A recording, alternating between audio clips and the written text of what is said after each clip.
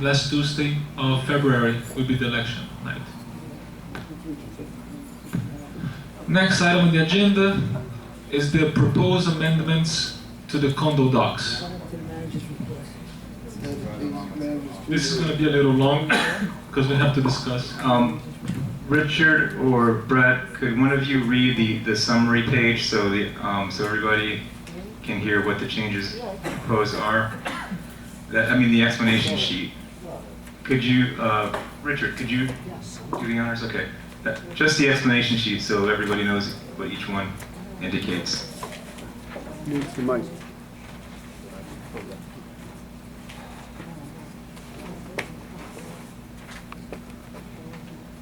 Explanation page. Sorry? Hello?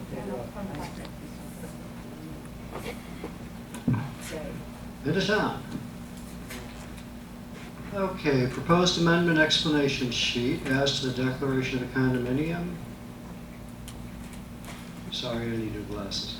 Article 9B, voting rights of the apartment owners. Corrects to misspelled words, cast and nor. It's a typographical error in the docs, so it's a scrivener's error. Okay. Article 12A1A, single family, adds as a single family member the word spouses. Right now, the docs don't say spouse; they say parent, brother, sister, and everything but spouse. So it was probably a mistake when it was written. So we're adding the word spouse. Article 14A, sales or leases, allows owners to rent their unit within the first year of ownership until January 2017. Okay, that refers to the moratorium that many of you have heard about. It was set to expire. The moratorium on the first year rental prohibition was set to expire 2 days ago, I believe, or a few days ago. The 12th? The 12th. So this amendment would extend that until January 2017, an additional 2 years. That's what this is about. So, yeah. Article 14. And before we move on, just to reiterate, the reason we do that is to increase the property values, to allow the ownership and the people to be able to use their apartments for income, which raises the values of everybody's property. That's why they put the moratorium in the first place, and that's why we're extending it again. There's also the theory that the renters, are not as high. Could everybody please save their comments until the end, and if No you have problem. a comment on any of these, then at the end we'll invite your. Oh, okay, go ahead. Article 14A1, sales or leases, prohibits applicants to buy or lease who are unrelated by blood or marriage from combining their income or assets to meet the minimum requirements to own or lease. Okay. Read on. Article 15A, maintenance and repair provisions by apartment owners, expands the definition of fixtures the owners are responsible to repair include toilets, faucets, appliances, sinks, and water heaters. Article 15C2, alterations and improvements, deletes this subsection because it refers to developers' rights. Article 15C2, alterations and improvements, creates a new subsection 2 to require an affirmative vote of the majority of owners present at a members' meeting in person or by proxy to approve any material alteration to the common element.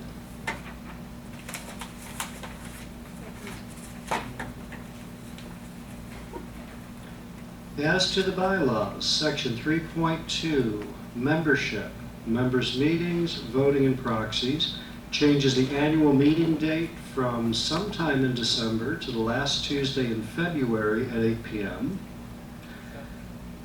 Okay, actually. Yeah, that one, now that I hear that 7 p.m. was last year's, we should, I'd like to make an amendment to change that to 7 p.m.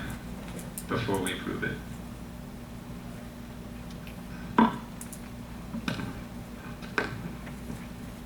Section 3.11, membership meetings, voting and proxies. Adds the right to send communications and notices to owners electronically by email as long as the owner has given written authorization. Section If 4.5. I may interrupt, just sorry to the point. And the reason for that is we're in the 21st century, people. So a lot of people, this is international village. We have a lot of people from Germany, France, Canada, all over the globe.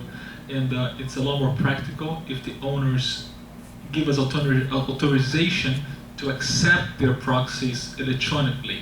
Because as of now, if you send us an email, yes, this is what I desire, we are not allowed to accept it. So that way it makes it a lot easier, just email it. Just Actually, we are allowed to accept proxies, and we did for the budget, but this would save the association money by not forcing us to mail to people that actually select to be emailed the information instead. So it's more of a savings because they right now they do have the authority to send their proxies by fax or email, etc. But this is a savings. Section 4.5.1, Board of Directors meetings. The officer calling to order the organizational meeting of the board will be the highest ranking incumbent officer from the old board until the new president is elected. Section 4.6, Board of Directors meetings, requires the secretary to call a board meeting if requested in writing by a majority of the board members. Section 6.1.1, Officers of the Association, deletes the requirement that board members live in International Village. Actually, that's a mistake. We have to correct that. It should be officers. There's a typo there. There's a typo on the explanation sheet, so we have to fix it. Adjusting it. That's a nice adjustment. Especially for you. I don't think it makes a difference. I'm already here, right? Yeah, I know. Again, the bylaw, but only until February. Actually, February 2016. But they just have. But not as president. Well, yeah. Right now, there is no prohibition on board members.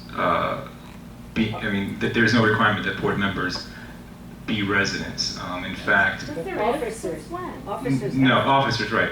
There's no requirement in the bylaws now that board members be residents. In fact, there have been cases where other associations have tried to impose this particular restriction, keeping non-residents from being officers, non-resident owners from being officers, and the DVPR actually overturned those bylaws in those condos. So yeah.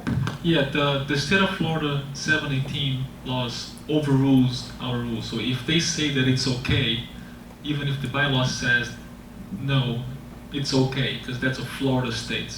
But So, the ordinance say it. yes, they did. No, they didn't. Yes. Yes. Otherwise, They trust did. me, a lot of people sitting right there would have challenged it. Yeah, right. I'll check tomorrow. But anyway, keep going. Richard, keep going. Section 7.2A, Accounting Records, Fiscal Management, deletes the requirement that the budget meeting be held prior to December. Section 7.2, Accounting Records, Fiscal Management, recommends delivering the proposed budget to the owners 30 days before the budget meeting, not just the 14 days before. Alteration question.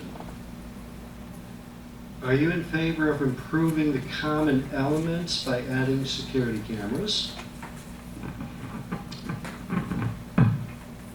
Okay, that one is that one is a question to the membership about the security camera question. Exactly. I am a big advocate of adding security cameras in the property. I think we are in very dire need of having security cameras in the property, but it's considered, as per the BPR, I believe, a material alteration. So the membership needs to vote yes, so that we can provide that to the grounds. So I believe everybody's going to get mailed out proxies to say yes or no for the cameras. Will the cost be included in the question? It's not gonna have any assessments. Like, I'm gonna repeat one more time. As long as I'm president, there will be never an I just assessment. want to know the cost. The cost, It's our money, huh? I understand. Yeah. The cost is already in the budget, and it's gonna be somewhere around 10 grand, 15 grand. It's not expensive. I mean, I remember that. Well, my question is, will you include the cost in the question? I don't think so, because the cost may vary. Depends. We have to after. Okay, we're not gonna spend hours and contract people to decide which direction, which position, how many. So after the membership says yes, we would like cameras, then we can sit down and find out a cost. So if you guys vote no, what is the point of, you know? Are you gonna get 3 proposals on this? We'll probably get 5 or 6 proposals on this. We're gonna shop around as we always do. As you notice, Miriam, we shop around a lot. That's funny.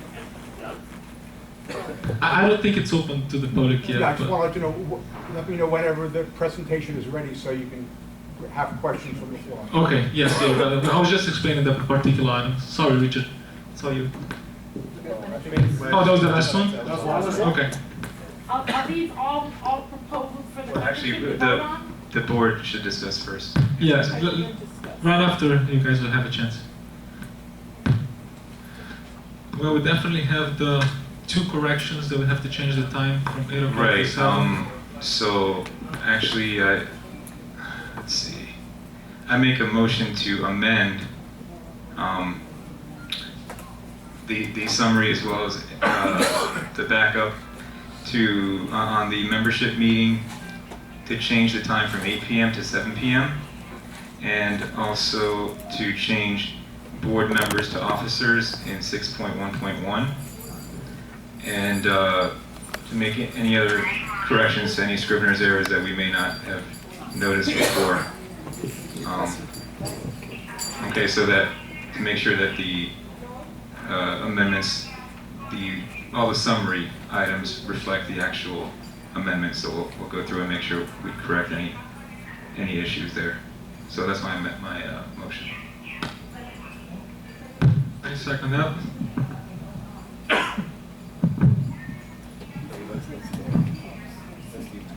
Any discussions about the amendments? So let's vote on those 2 corrections, 2 amendments. Yeah, all the amendments, yes.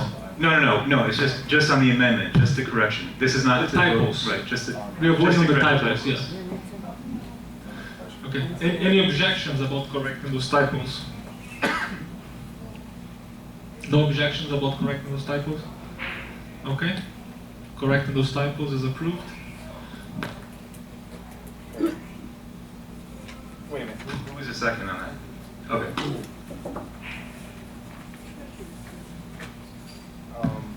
Okay, any discussions about the actual amendments? Anybody would like to have any questions or talk about it?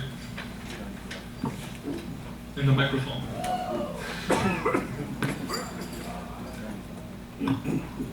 Well, is there, okay, I actually spent a lot of time talking to the attorney about each and every one of these, so we can contact her if we need any clarification, but I have a question. Yeah. And this has come up in the past. The amendment that says allows the extension of the moratorium till January 2017. My question is, if, let's say, before that, someone purchases a unit and there's a renter already in there, which is common,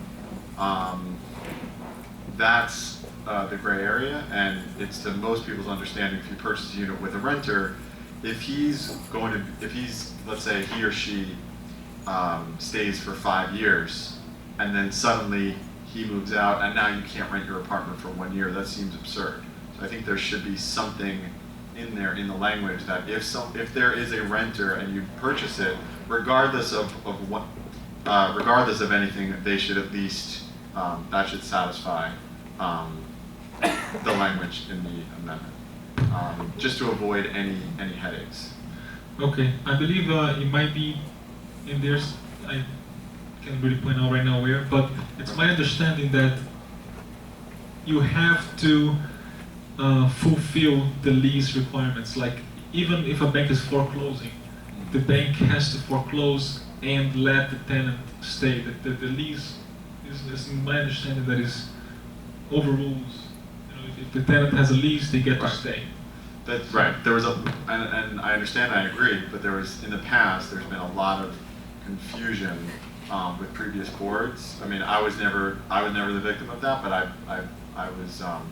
I've been made aware by various people where they've had that situation, and it's unfortunate because they're not being made aware of that at the time of purchase.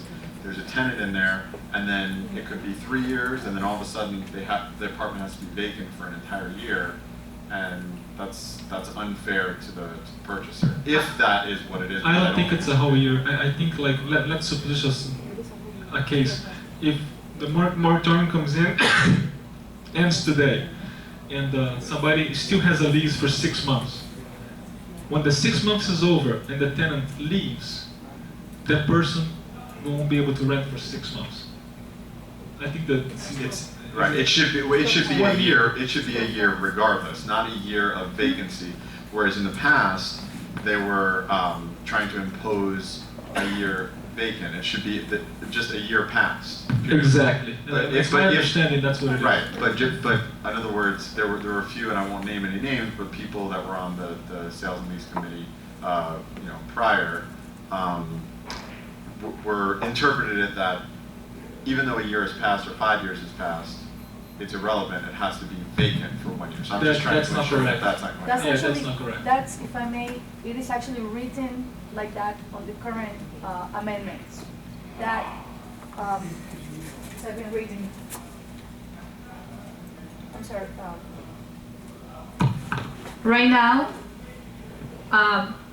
those who have purchased their units prior the end of the moratorium period, they can, even if they don't have a tenant at this moment, okay, because they close before the 12th or on the 12th of December, they can actually rent their units next month or in February. They are granted, they are protected. Right. However, if you purchase a unit on the 13th with a tenant, okay, and the tenant, his lease on March or May or June, by rule, according to the governing docs, the purchaser has to wait 12 months to rent it again, according to the governing docs now. So that's, I'm following what you're saying, and basically what Doug is suggesting, perhaps change the language. So, like, if you purchase with a tenant, grandfather the tenant in the privileges of renting the unit if you purchase the unit with a tenant. Otherwise, the books says that the purchaser, the buyer has to. Socha, I think that actually that language is in the underlying amendment. This right here, all this does is it extends sort of imposed or enacts a new moratorium of 2 years on the underlying language. But I think the language is already in the original amendment that was passed back in 2012 or whenever it was. In fact, I think I have the language here somewhere, but I remember reading that it doesn't kick in if there's an existing tenant and somebody new buy. There it is. There you go. Okay. Right. It's really tiny of it. writing tiny. Wow. It's in here So somewhere. just a little bit of clarification on the part would be Yeah. appreciated. The other thing I wanted to mention was, in addition, and this situation is likely going to come up with someone, is that if someone purchases a unit, there's a tenant, they decide not to renew their lease, unbeknownst to the owner, and let's say 4 months into the lease, they find out, let's say 30 or even 60 days beforehand. So now 2 months let's say 2 months into their purchase, they know that their tenant is going to be leaving. They're going to want to probably look for another tenant. Their existing tenant says, I'm giving you 60 days, I'm not going to be renewing, I'm moving to Alaska. So now, what then? Does now the owner say, oh, now I have to have the apartment vacant for 8 months? Or is it now rolled over and with no lapse? And that's good. That's going to come up because it has in the past. Only for new owners that come in. Is there a way that we can make it seamless? is there a way that we can word this and add the moratorium as of December 12th We can to solve all these problems? Yeah, what I would do is, if we approve these changes, then what I would do is I would make a motion after this to suspend the enforcement of the restriction pending the outcome of the election. So basically, this is what it boils down to, people. You have to vote on it, okay? I believe, right, that goes to the membership? Yeah. Okay. The membership has to vote to approve this 2-year extension. So we cannot make a decision until we have a decision from you. So after everybody says, yes, we want this to be extended for 2 years, Why don't we extend it for, we'll make sure that we make it seamless. So it starts at 12:01, December 13th. So there's no questions, no ifs, no buts, and everybody's happy. we're already over 50% rental now. No, Why don't we that just is open it up? it's not the percentage. This is not for the percentage. That's gone. This is about the 1-year rental restriction. It's not about the 25%. Oh, okay. I thought it was the new owners that come in, not the ones that been, owners been for 2 or 3 years. Okay, actually, let's finish. Is there any discussion on the board? Yeah. Is there any more discussion on the board? And there's a renter in the apartment. No, not yet. First, we're going to open it up to members. No, I mean today. Well, that's what I'm saying. My concern is Right. not now, my concern is when the moratorium is over. Speak into the mic. My concern is when the moratorium is over, not the recent ones, but when the moratorium is over, there's going to be people right before January 1st, 2017, in December or in whenever, August of 2016, that are in that situation. So I think to protect any sort of liability that the village might incur at that time, why don't we take that on now to prevent that from happening later? Right. Because that's going to happen. Oh, okay, well, we have, this is one choice we have is to suspend enforcement of this particular amendment for 2 years. Another choice we have would be to repeal it entirely. Another choice we have would be to suspend enforcement and then a year later replace it with another one so that there's different things that we can do, but at least by the 2-year moratorium being extended, we would at least, it would buy us time to maybe make changes, or, as I said, if it's the sentiment of the board to get rid of it entirely, I don't know why, exactly, maybe I would, if I understood exactly why it was imposed in the first place. I think the idea was to prevent the association from becoming dominated by renters. But has it been effective? I don't know if it's been effective in that regard.